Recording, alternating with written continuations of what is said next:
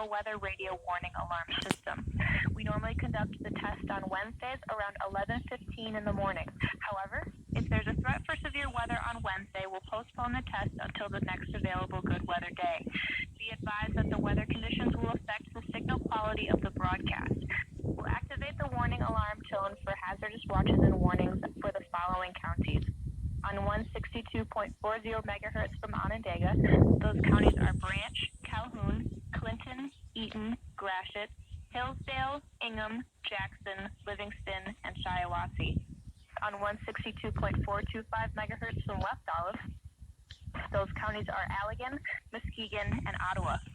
On 162.475 megahertz from Hesperia, those counties are Muskegon, Newaygo, and Oceana.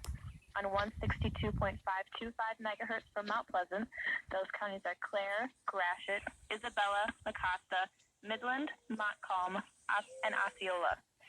On 162.55 megahertz from Canonsburg, those counties are Allegan, Barry, Ionia, Kent, Montcalm, Muskegon, Newaygo, Oceana, and Ottawa. On 162.475 megahertz from Plainwell, those counties are Allegan, Barry, Van Buren, Kalamazoo, and Calhoun.